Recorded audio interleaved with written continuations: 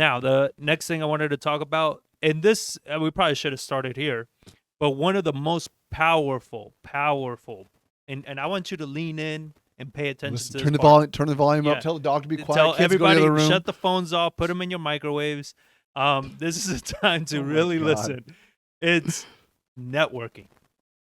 None of this is going to work for you if you don't have the right people, the right group of people around you that you can ask, you can reach out to, you can partner with, you can, tap on the shoulder to help you out. None of this shit is going to help you if you don't have that group and those resources available to you.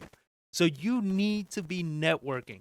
The best networking that I like to do is the happy hours, the coffee events, all these the smaller ones where you can have more one-on-one interactions with people. Yeah. And when you go to the RIAs, when I go, I do the networking part. And whenever the presentation or the sales pitch starts, that's when I typically leave, because I just go for the networking, right? I want to meet the people. And you want to start meeting investors that are savvy investors that have been doing this, I would say, at least a decade, right? Not people that just started in the last 3 years, 4 years, 2 years. They're not going to be people that, most of them may not be around in the coming years. So, but the people that have been doing this for 10 years, 15, 20 years, they know what's happening.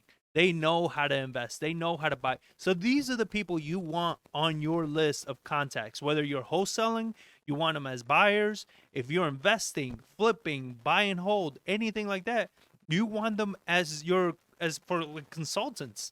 You know what I mean? Like, these are people that right now we're doing a deal on a type of strategy that we've never implemented before. And we have our people, our Rolodex, our Rolodex, right? We have a Rolodex. Is that a watch? Yeah, it's a knockoff version of the Rolex. Yeah. But we have our contacts that we reached out to one of our coaches, and we asked him about this deal and everything. We're partnering with him on the whole thing. He's quarterbacking this whole deal. We've never done this type of deal before.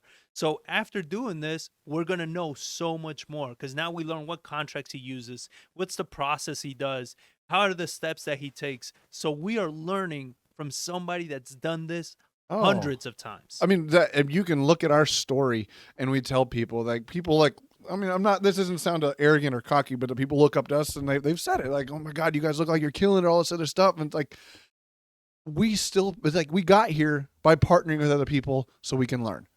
We're still doing that 7-8 years later. I don't know a strategy. I know it's possible. I found a guy that knows how to do it. Yeah. I'm partnering with him, and I'm giving him 50% of the profit, and I'm doing all the work. Yeah. And that's how we started. And we still do that today to learn a new strategy. What we did when we first started, giving 50% of our profit away on a flip for somebody else to bring the money. We don't do that anymore, because we don't need to do that anymore, because we know what we're doing and we have the credibility behind doing that and the confidence to do that. Now, this one, I don't have the credibility or the confidence to do this type of deal we're doing right now. They do, but now I can go through and watch the whole thing. They get a huge chunk of money. They benefit from it, and I gain all kinds of knowledge. And that's where I say a lot of people, you can't get freaking greedy on doing your first deals. And that's really the biggest highlight there, is we value knowledge and resources over money. Where it's like, you give away 50%. I don't give a damn. Like, when we talked about this deal, you called me up and you're like, hey, do you want to partner with Logan on it? We're going to have to give him 50%. It's like, okay. Like, I don't give a shit. Like, we'll give him whatever the hell he wants, because he's going to walk us through the whole thing. What we want is the knowledge, is the resources, because once you gain that knowledge and resources, you can do this yourself as much as you want. And you get 100% of it. But if you're starting at first, like that stupid mentality people have, that they're like, oh, I learn better on my own. That's beyond ignorant. Like, how do you learn better? You don't even know what the hell you're learning. He took a baby and just left it in a room and just sit there. Like, how knowledgeable is that thing going to be? Oh, very. And that's just said, like, our brains do not just absorb knowledge without experience other people somehow. Like, you can read books. Somebody wrote that damn book. Yeah. You just learned from somebody. So I learned better on my own. Like, you had to learn from somebody. We partner, we network, we have always, even when we already think we know the answer, we still call people that are smarter than us, that have done this more than us, and we pick their brains, because maybe they know a way to do it that we don't. And the more successful we've become, the more money we spend on coaching and training and education, because we know that's where the value is. It's not on just making more money, because if you don't broaden your knowledge and your experiences and your resources, you're not going to make any money. So make sure you're out, you're networking, because that's the other thing that's going to happen. If the market does turn and it turns bad, you're going to start seeing a lot of these RIAs go out. You're going to start seeing a lot of these meetups go away. So you're not going to have access to all these people. So take advantage now, get out there and network in your local market. So the next thing is focusing primarily on income producing assets. So we're not speculating, we're not getting into the flipping it as much as we were. We're not doing all those things. We're focused more on income producing assets. And when it comes time to what we're wholesaling, we're marketing to income producing assets, because that's who we know the buyers are going to be. Yeah. So you want to break down what that looks like in all spaces.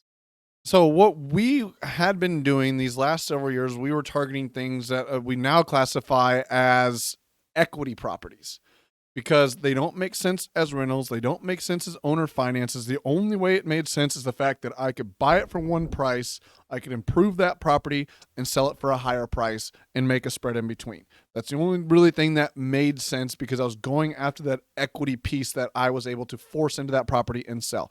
So an income producing property is something that we've talked about rental properties, owner finance deals. Those are income producing assets, and those typically tend to be more of a lower price point home or a multifamily commercial style property, whatever that may be. It means that somebody's able to produce an income with that asset. So owner finance piece, we talk about, I can buy a house for $70,000. I sell it to somebody else for, say, $80,000. They go borrow $100,000 against that property, put that $20,000 into the property, sell the thing on payments for $140,000, and now they make a spread in between, because they only own $100,000.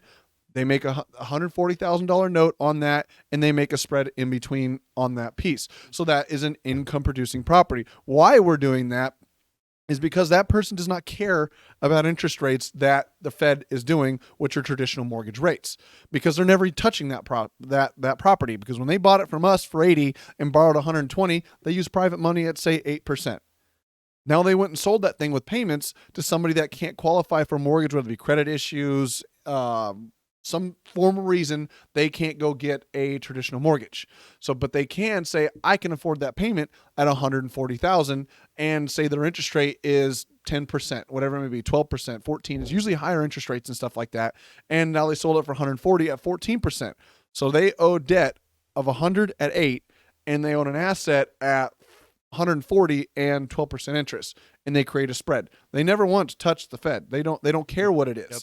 Because that they are looking at basically payments on what that person, they're solving to the payment on the back end. Yeah. So that's why we call those types like income producing assets. And then you have your rental properties, which everyone knows those, commercial, small multis.